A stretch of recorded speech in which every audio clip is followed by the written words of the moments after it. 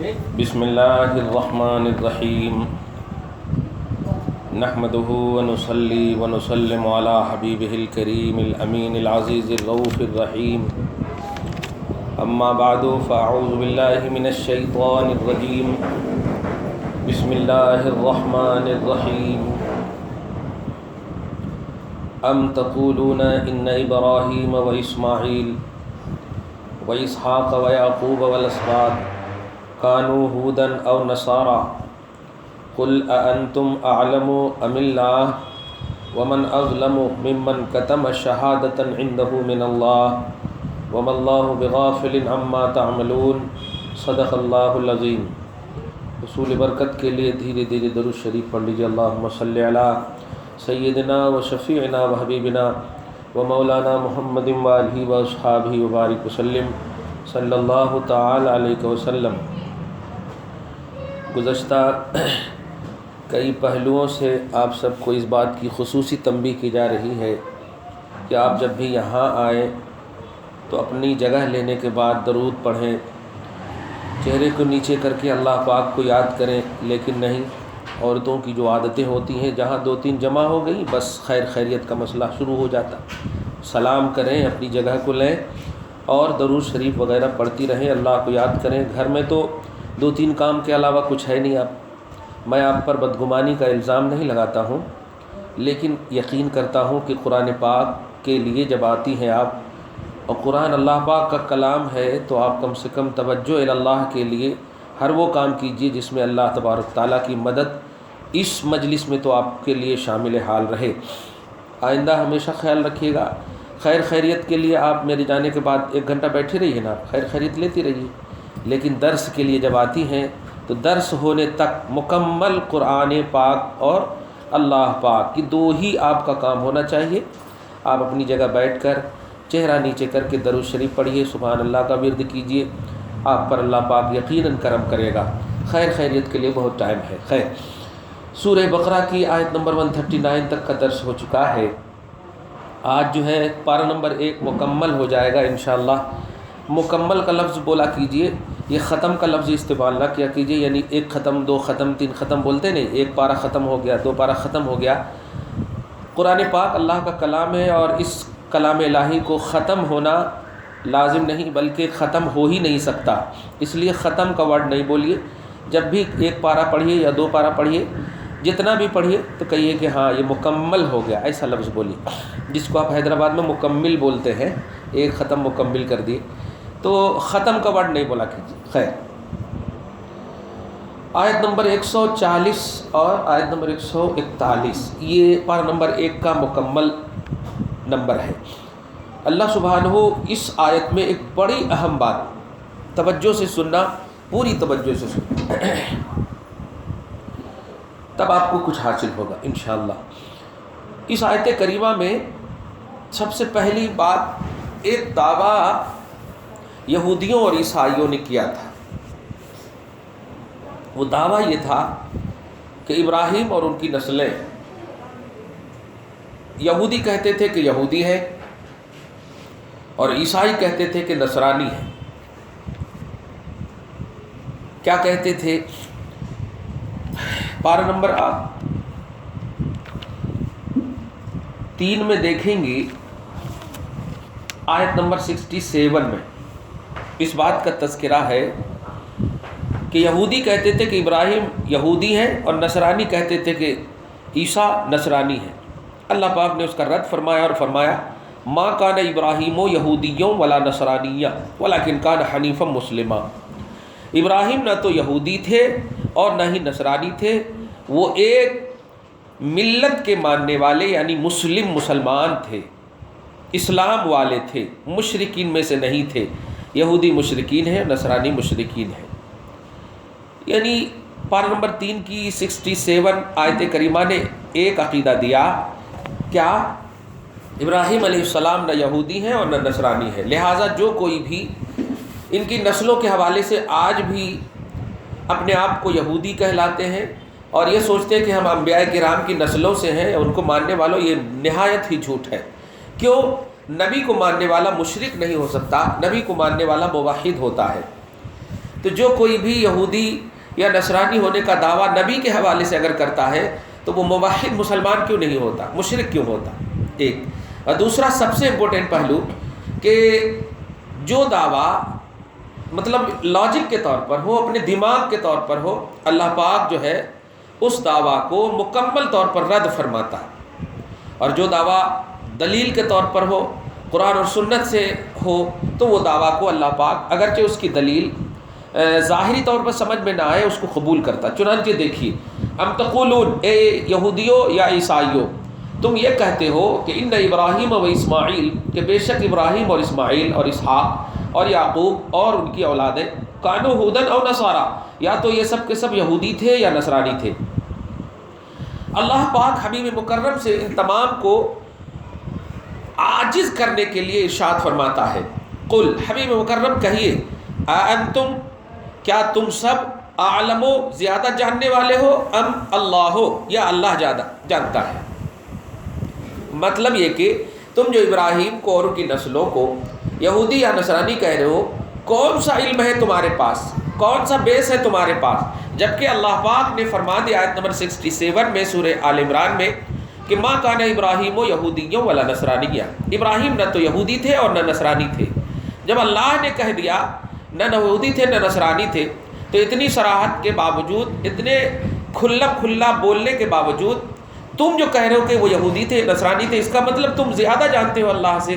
تو اللہ پاک کے حبیب سے کہا گیا کہ ان کو عاجز کرنے کے لیے کہیے کہ اللہ سے تم زیادہ جانتے ہو، اگر زیادہ جانتے ہو تو بولو، اور یہ ہو نہیں سکتا، لہٰذا تمہاری بولی غلط، اللہ کی بولی سچی۔ ایک تو یہ، اور دوسری سب سے اہم بات جو آج کی گفتگو کا خلاصہ ہے وہ یہ ہے، وَمَنْ أَظْلَمُ مِمَّنْ كَتَمَ شَهَادَةً عِنْدَهُ مِنَ اللَّهِ، اللہ پاک آگے فرماتا، اور اس سے بڑھ کر ظالم کون؟ توجہ سے سننا، اس سے بڑھ کر ظالم کون؟ جس کے پاس اللہ کی جانب سے گواہی آئی ہو اور اس گواہی کو وہ چھپا رہا ہو۔ میں تھوڑی دیر چپ ہو تاکہ اٹریکشن ہو ہماری طرف آپ کا۔ اس سے بڑھ کر ظالم کون؟ ظالم سمجھ رہے ہیں؟ جس کو اللہ پاک ہدایت نہیں دیتا، جو مردود ہے اللہ کی بارگاہ کی۔ اللہ فرما رہا اس سے بڑھ کر ظالم کون؟ جس کے پاس میری جانب سے ایک گواہی آئی ہو اور اس گواہی کو وہ چھپا رہے۔ سڈنلی ایک جلدی سے بول دوں، رسول پاک صلی اللہ علیہ وسلم اللہ پاک کی سب سے بڑی گواہی۔ قوم نے جن قوم نے جھٹلایا، اللہ پاک انہی کے بارے میں کہہ رہا ہے یہ سب سے بڑے ظالم ہے، کیونکہ ذات محمد میری گواہی، میری جانب سے گواہی۔ ایک بات، اور دوسری امپورٹنٹ بات کہ اگر نبی کے ماننے کی بات کر رہے ہو تو نبی تو شہادت لاتے ہیں، اور شہادت کیا لائے ہیں ذرا بتاؤ؟ توریت اور انجیل میں تو وہی بات ہے جو یہ محمد کہہ رہے ہیں۔ تو توریت اور انجیل کی بات کو چھپانا، یہ اللہ پاک کی طرف سے شہادت اور گواہی کو چھپانا ہے۔ تو یہ موحد بننا نہیں، یہ ظالم بننا ہے۔ اللہ پاک فرما رہا کہ جو بھی اللہ پاک کی طرف سے گواہی کو چھپائیں گے وہ ظالم ہے۔ ایک بات یہ تو مطلب یہ کہ تفسیری۔ اب یہاں پر ذرا سماجی سطح پر سنیے، اللہ پاک نے فرمایا شہادت کو جو چھپائے، شہادت گواہی کو جو چھپائے۔ اب یہاں پر ذرا سی سوچ سمجھ کر کے ایک دم بیٹھیے گا، اور اگر کچھ کبھی گڑبڑی ہو گئی تو اندر کیونکہ اللہ ستار العیوب ہے، عیبوں کو چھپانے والا ہے۔ اگر آپ نے کبھی ایسی کی ہوگی تو آپ اندر سے توبہ کر لیجئے، اللہ پاک جو ہے آپ کی توبہ کو قبول کر لے گا، یہ سوچتے ہوئے کہ اے اللہ آج تک تو نے چھپایا میرے عیب کو، پروردگار میں صدق دل سے توبہ کرتی ہوں، مجھے توفیق توبہ تو نے دیا، میری توبہ کو بھی تو قبول کر لے اور میرے اس عیب کو پردہ پوشی کے صدقہ تو فعل میں معاف فرما۔ اب غور کیجیے، شہادت کو چھپانا یہ ظالمانہ حرکت ہے۔ شہادت کیا ہے؟ سب سے پہلی شہادت یہ ہے کہ آپ کے سامنے، آپ کے علم میں، آپ کے نالج میں کوئی حقیقت ہو، لیکن آپ اپنی نفسانیت یا اپنی بھلائی اور اللہ کو چھوڑ کر کے، اللہ اس کے رسول کی رضا کے خلاف سوچ کر کے اس حقیقت کو چھپانا، ایک دم چھوٹی سی مثال، ایک دم سماجی سطح پر دے رہا ہوں، گھر میں فون آتا، کس کا؟ بہو کی ماں کا، اور بہو گھر میں ہے، ایک دم جانتی ہیں اب جگی ہوئی بھی ہے، لیکن جیسے ہی فون آتا، نہیں نہیں نہیں، وہ کہاں ہے کہ کیا ہے کہ نہا رہی یا سوئی ہوئی ہے، ایک دم جب تک بات آپ کو سمجھ میں نہیں آئے گی تو مزہ بھی نہیں آئے گا۔ ہاں جو پریکٹیکلی بات دیکھ رہا ہوں، اگر آپ نے کہہ دیا ابھی سوئی ہوئی، ابھی فوراً سوئی ہوئی ہے، ذرا اٹھ جاتی ہے تو میں فون کر کے بتا دیتی ہوں، اچھا یہ بھی شہادت کو چھپانا ہے، تو آپ کے ایمان پر خطرہ ہے، رب العالمین کا فتویٰ لگ گیا کہ آپ ظالم ہیں۔ ایک تو یہ بات، دوسری بات دھیان دیجیے گا، کبھی کبھی بہت ساری باتیں ہو سکتی ہیں، لیکن 2-3 ایسی باتیں جو عوام میں ایک دم مشہور ہے، عورتوں میں بالکل رائج ہے۔ کبھی جھوٹ نہیں بولیے گا، میں بس یہی ٹاپک بتا رہا ہوں، شہادت کو چھپانا۔ میں بتاؤں گا 3 مقامات ایسے ہیں جہاں جھوٹ بولنا بالکل رخصت ہے، جائز تو نہیں بول سکتے، حلال بھی نہیں بول سکتے، لیکن یہ سب پہلو جو مطلب دلوں سے محبت کے جڑنے کا پہلو ہو، یہاں پر اگر آپ نے چھپائے تو ظالم ہو جائیں گے، اور اگر دلوں سے جوڑنے کے پہلو میں اگر جھوٹ بولیں گے آپ تو وہاں پر عین عبادت وہ کہلائے گا، وہ ظلم نہیں کہلائے گا، اس پر بے پناہ ثواب ملے گا آپ کو۔ ایک چھوٹی سی مثال اس کی دے دوں، والد صاحب بڑے غصہ میں ایک دم فون کر کے بولے کہاں ہے بیٹا؟ اتنے غصے میں کہ آج بتاتا ہوں ان کو، ماں نے اپنے آنچل میں چھپا دیا اور کہا کہ نہیں ہے بیٹا، تو اس ماں کو ڈبل ثواب ملے گا جس نے اپنے بیٹے کو بچایا ہے ماں کے باپ کے جلال سے، بعد میں پھر غصہ ٹھنڈا کر دیا، حالانکہ جھوٹ بولے، دیکھیں آنچل میں چھپا ہوا ہے اور آپ نے کہا نہیں ہے گھر میں، مار کے ڈر سے۔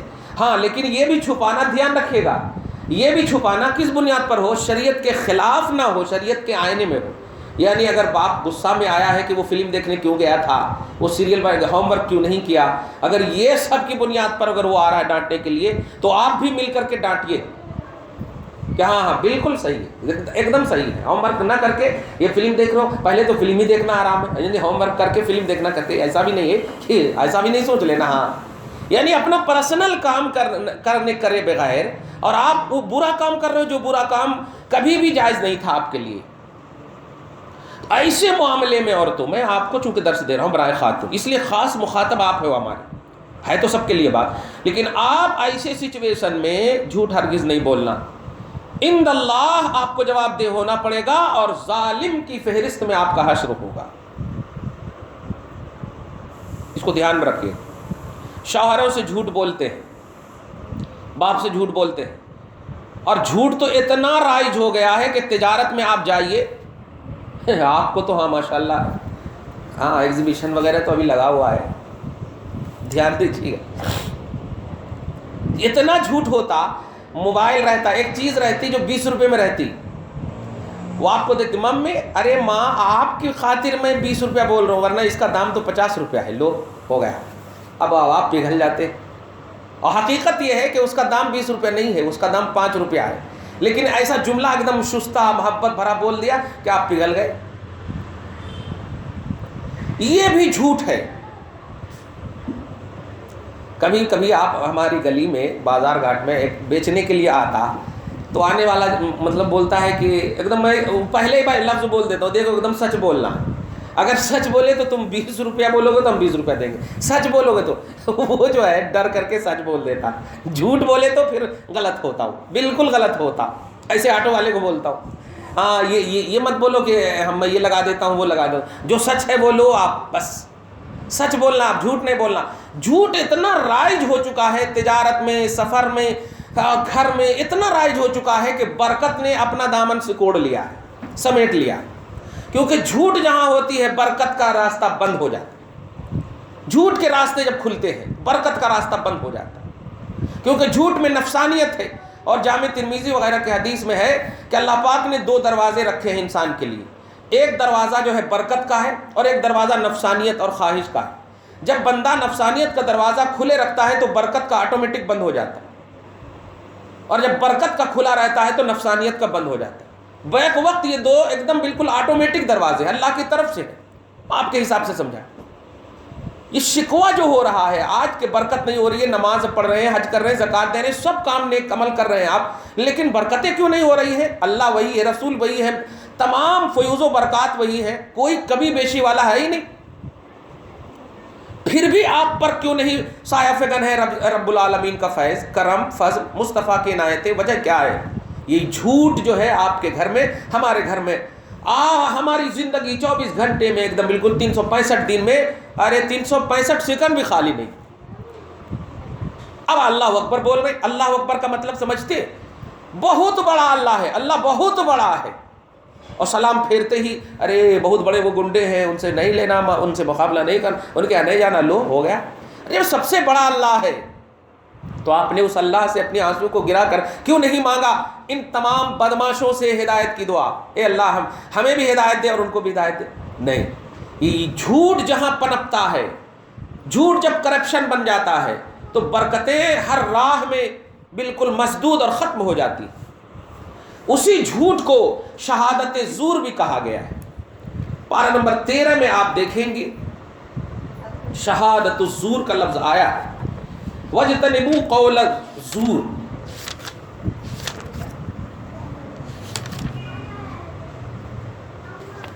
اللہ پاک نے فرمایا کہ قول زور سے بچو۔ قول زور وہی شہادت زور، جھوٹی گواہی دینا۔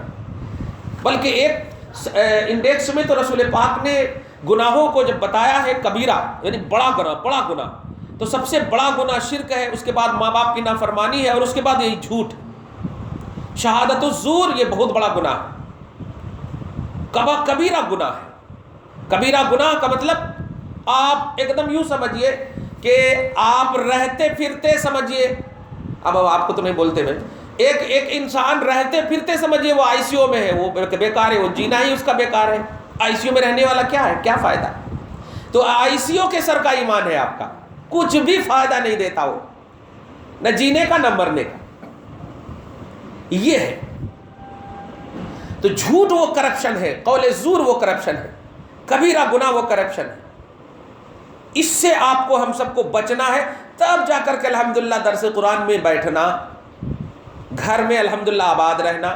24 گھنٹہ سوئے رہیے نا، لوگ سونے کو مطلب سستی اور کاہلی کا نام دیتے ہیں، نہیں، اللہ پاک نے عبادتوں کے حوالے سے سونے والی اور والیوں پر رحمت کی بارش ہونے کا وعدہ کیا ہے کہ جو اچھے سے زندگی کاٹتی ہیں اور کاٹتا ہے وہ سوتا بھی ہے تو اس کی سانس اچھی لگتی ہے۔ غور کیجئے کہ میں نے رمضان کے حوالے سے بتایا تھا کہ پیسٹ نہ کرنے کی وجہ سے، کھانا پینا نہ کھانے کی وجہ سے جو منہ سے بدبو آتی ہے، ابھی ذرا سی سامنے میں کتنی اچھی بھی سہیلی ہو، پھٹاک سے وہ فتوا دے دیتی کہ آج ہی کتنے دن سے منہ نہیں دھوئے، پھٹاک سے وہ عیب جانتی آپ کو۔ لیکن اللہ پاک مخلوق نے جس کو عیب جانا ہے، اگر آپ نے عبادتوں کے حوالے سے زندگی کاٹی، کرپشن سے دور زندگی کاٹی، تو اس بدبو کو بھی اللہ عبادت اور مشک و عنبر سے افضل قرار دے رہا ہے۔ خالق کے سامنے مشک و عنبر سے اچھے جتنے بھی یہ فاکس وغیرہ کیا ہیں، کچھ بھی نہیں ہے، مشک و عنبر سے اطیب اور طیب پاکیزہ اللہ پاک نے حبیب کی زبان سے سنوایا ہے آپ کو۔ یہ ہے آپ کی زندگی میں جھوٹ کی بھومیکا اور سچ کی برکت۔ جھوٹ اگر بولیں گی تو خبردار خدا کی بارگاہ سے برکت کی امید نہ رکھنا، یہ ڈوری کٹ گئی سمجھیں۔ اور اگر جھوٹ نہیں بولیں گی تو سچائی کی راہ ہی برکت کی راہ ہے، ہدایت کی راہ ہے۔ اب جو ہے 3 مقامات پر جہاں جھوٹ کے حوالے سے کہا گیا تھا، 3 مقامات اس سے پہلے بھی شاید میں نے کبھی کہا ہے۔ حضرت ابراہیم کے حوالے سے بھی کسی نے پوچھا تھا کہ جب میدان محشر میں لوگ ان کے پاس جائیں گے، ہاں وہ ایک ہے تو حضرت ابراہیم اپنے ان 3 جھوٹ کو یاد کریں گے، معاذ اللہ رب العالمین، 100 بار معاذ اللہ۔ جو نبی ہوتا ہے وہ جھوٹا نہیں ہوتا، جو جھوٹا ہوتا وہ نبی نہیں ہوتا۔ نبوت کے لیے صداقت لازم ہے، کمپلسری سچا ہونا ضروری ہے، لہٰذا ان کی طرف جھوٹ کا لفظ بھی بولنا ہمیں جھوٹا بنا دیتا۔ ایسے ہی جیسے دیکھو شہیداں لوگ مرتے ہیں کہ نہیں، بالکل مرتے۔ اب مرنے کی مثال دے تو امیر حمزہ کے تو بوٹی الگ ہو گئی، ایسے مرے ہوئے ہیں، لیکن اللہ سبحانہ نے اس ظاہر پر فتویٰ لگایا اور کہا اے لاجک پر زندگی کاٹنے والے، ان کو مردہ نہیں کہنا، یہ زندہ ہے۔ کیا سمجھے آپ؟ کچھ ظاہر ہوتا لیکن اس کو بولا نہیں جاتا۔ ایک دم آسان سی مثال ہمیشہ دیتا ہوں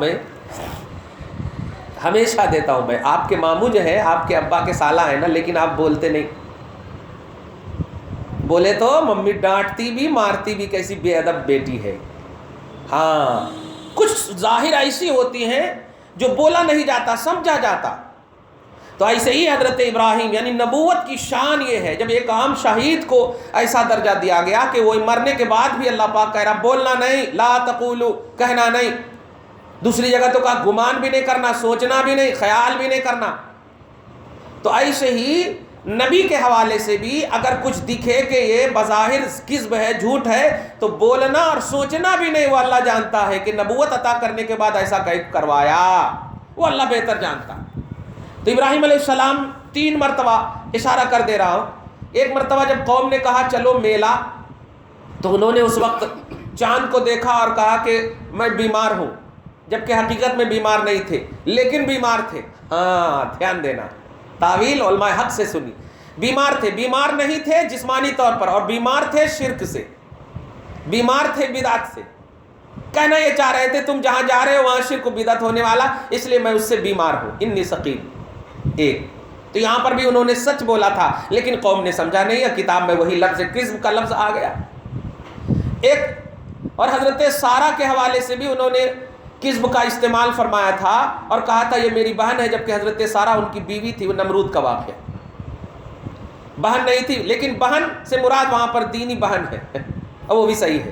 یعنی بیوی کو اگر شوہر دینی بہن کہے، جیسے آپ بولتے ہیں نا بیوی کو کبھی کبھی کیا ماں، تو ماں نہیں ہوتی وہ بیٹی کو بول دیتے کیا ماں، ایسا کرے تو کیسا بیٹی ماں، تو یہ محاورہ ہوتا ہے۔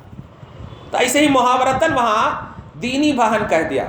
اور ایک مرتبہ جو وہی ان کے بڑے بت کی طرف اشارہ کر دیا تھا کہ تیرے بڑے بت نے ان کو مارا ہے، توڑا تھا ان کے بڑے بت کو، تو بڑے بت سے پوچھو نا اس نے کیا ہوگا، حالانکہ انہوں نے توڑا تھا۔ خیر، تو یہ بظاہر کذب ہے، میں بتا رہا ہوں کہ کہاں کہاں پر کیسے کیسے اعتبار سے رخصت ہے کذب کا، اور کس طرح سے توحید اور سنت کی اجاگری کے لیے اگر جو ہے کذب کا استعمال کرنا پڑے تو ہرگز اس کو جھوٹ کا دامن نہیں دیں گے۔ تو جیسے ایک مثال، ایسے ہی ماں کسی کی عزت بچانے کے لیے آپ کو جھوٹ بولنا پڑے، توجہ دینا، رسول پاک کی حرمت کو بچانے کے لیے، اللہ کی توحید کو بچانے کے لیے اگر استعمال کرنا پڑے تو وہ کذب نہیں کہلاتا ہے، وہ عین شریعت کہلاتی ہے۔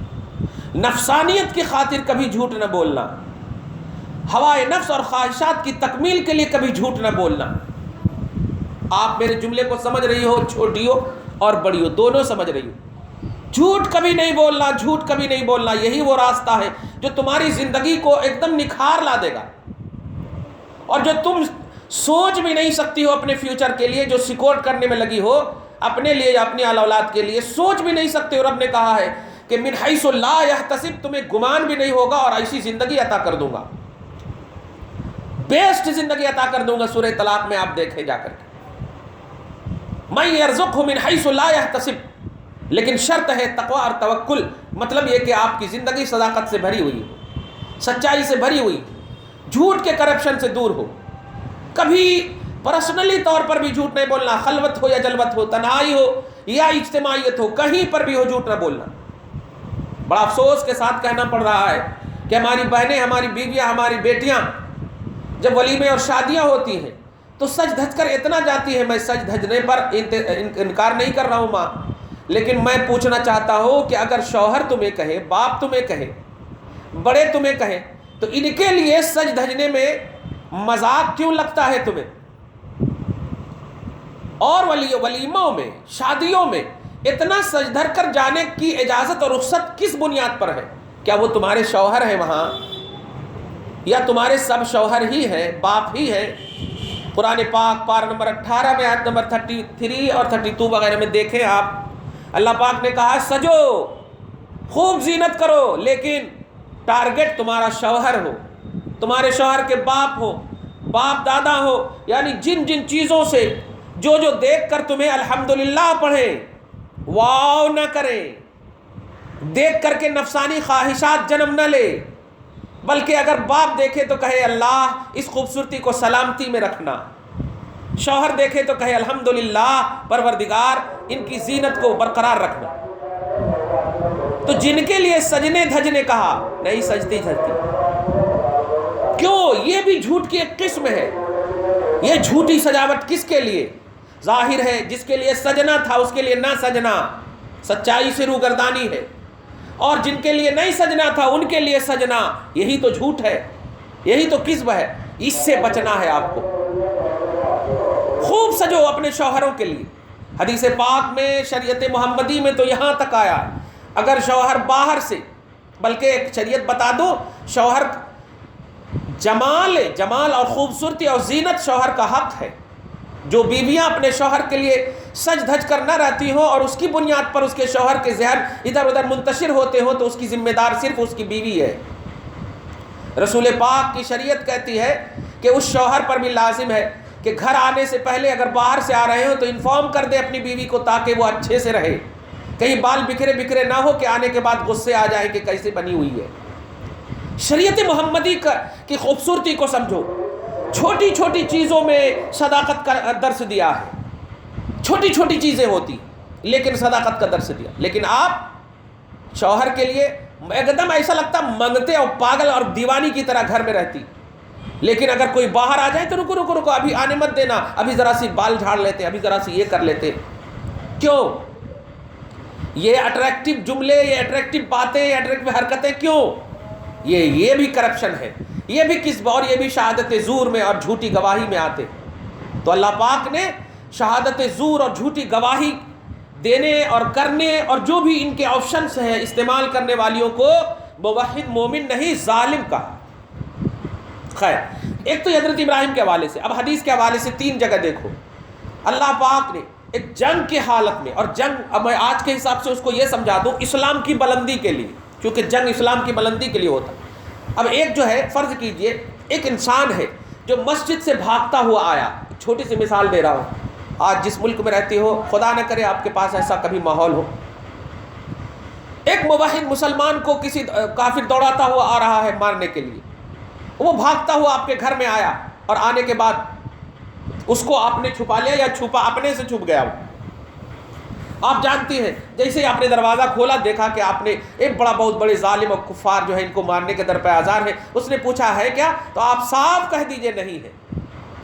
یہ دیکھیں آپ، یہ اسلام کی بلندی کے لیے آپ نے ایک جان بچایا، پوری یونٹی کو بچایا، گویا اسلام کو بچایا۔ یہ چھوٹی چھوٹی باتیں ہیں۔ اب ایسا نہیں ارے رے رے اگر جھوٹ بولے تو کہاں تو ہمارے کو بھی مارتا، نہیں نہیں نہیں نہیں نہیں، آپ اگر آپ کو مارنا ہوتا تو پھر آپ سے پوچھتا کیوں؟ یہی پہ آئے ایک دم مصلحتاً آپ وہاں پر جھوٹ بولیے، اور جھوٹ بولنے کی یہاں پر رخصت ہے۔ تو اسلام کی بلندی کے لیے جھوٹ بولنے کی رخصت ہے۔ اللہ اللہ، اور شوہر کو بیوی کو راضی کرنے کے لیے بھی رخصت ہے، بیوی کو شوہر کو راضی کرنے کے لیے بھی رخصت ہے، تیسرے کے لیے نہیں، یہ دونوں کو راضی کرنے کا مسئلہ ہو تو رخصت ہے۔ آپ طبیعت میں، آپ کی طبیعت بہت خراب ہے لیکن شوہر پریشان ہے، آپ ان کی خوشی کے لیے اگر کچھ بھی ساز و سامان کریں اور وہ محسوس کر رہے ہو کہ نہیں تمہاری طبیعت خراب ہے، تو آپ اگر کنٹرول ہو سکتا ہے آپ کی طبیعت کو، آپ کی بیماری کو، تو کنٹرول کرو اور ان کی خوشی کا سامان کرو، اللہ رب العزت ڈائریکٹ آپ سے راضی ہو۔ لیکن وہاں پر کنٹرول بھی مقصود ہے، یہ ایسا نہیں کہ اور ٹرپل بیمار پڑ جائیں بعد میں آپ، نہیں۔ تو بیوی اور شوہر کے درمیان رضا کا اور خوشنودی کا علاقہ قائم کرنا ہو تو یہاں پر بھی رخصت ہے جھوٹ کی۔ اور تیسری چیز کیا ہے؟ مصلحت آمیزی۔ اب اس کو کیا سمجھاؤں کہ مصلحت آمیزی ہی پر گفتگو ہو رہی، اولاد کو بچا رہے ہیں آپ، لیکن ممتا کی دیوی اتنی مت بنی رہو کہ تمہاری اولاد کا فیوچر برباد ہو جائے۔ آج جو ہمارے بچے سب سے زیادہ خراب ہو رہے ہیں، ماں کی محبت سب سے زیادہ ان کے اوپر جھوٹی اور اندھی محبت حاوی ہے، اور حاوی ہونے کے ساتھ ساتھ شوہر سے بھی وہ لڑنے لگتی ہے بیٹے کے سامنے ہی۔ بتائیے بیٹا غلطی کر کے آیا، باپ انہیں ڈانٹ رہا ہے، اور بیوی جو ہے کیا لے کر کے بیٹھو، یعنی شوہر سے جھگڑا کر رہی ہے۔ اگر جھگڑا بھی کرنا ہو ماں تو کم سے کم بیٹے کو تو کہہ دو اے بیٹا تو دوسرے کمرے میں جا، اور ایک روم میں لے کر کے آج اگر جھگڑا بھی کرو بیٹے کے سامنے تو بتاؤ وہ غلطی کرنے والا بیٹا یا بیٹی اور وہ ڈھٹائی کی منزل میں جائے گی یا جائے گا کہ نہیں؟ کہ رے بھائی میں غلطی کرا تو میری ماں میرے پکش میں لے کر میرے باپ کو ڈانٹ دی تو باپ سے باپ کا باغی بن جائے گا. بغاوت کا راستہ آپ خود دے رہی ہو جنم. یاد رکھنا اولاد کی خاطر ماں باپ کا ایکول اور کامن اور ایک یکساں ہونا ضروری ہے ان کی ہدایت کے لیے. کبھی اولاد کے سامنے جھگڑے مت کرو, کبھی اپنی اولاد کے سامنے شوہر سے مت لڑو. شوہر ہو تم بھی اپنی اولاد کے سامنے لڑو, یہ ایک دم کمپرمائز کر لو آپ. کبھی اگر ایسے سچویشن بھی آئے تو ایک روم میں تنہائی روم میں الگ روم میں چلے جاؤ یا اولاد کو باہر کر دو اور پھر دھیرے دھیرے بات کرو. وہ دونوں کی اولاد ہے, دونوں کی پرچھائیں ان کے اوپر پڑنا. میں اور تو کا مسئلہ ہی نہیں آنا چاہیے. یہ خود بھی رکھو اور اپنی آنے والی نسلوں کو بھی یہ دو. تو شہادت زور, جھوٹی گواہی اور کذب, کرپشن, یہ سب کو ختم کرو, برکتوں کی راہیں آٹومیٹک کھلی رہیں گی. یہ خدا پاک کا حکم ہے, رسول پاک کی زبانی.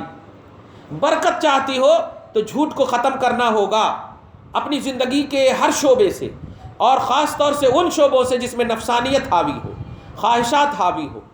یہ آیت نمبر 140 اور آیت نمبر 141. آئندہ انشاءاللہ درس جو ہوگا پارہ نمبر 2 کا ہوگا. دعا ہے پروردگار عالم آپ کو ہم سب کو سچا اور پکا موحد مسلمان بنائے, جھوٹ کی ہر کوالٹی سے محفوظ اور مامون فرمائے, گھر بار میں اولاد میں برکتیں عطا فرمائے, برکت کے راہوں کو ہمیشہ کے لیے قائم اور دائم رکھے, برکت کے دروازے کو کھلا رکھے, جھوٹ کے دروازے کو ہمیشہ کے لیے بند کر دے, خواہشات نفسانی کے دروازے کو بند کر دے.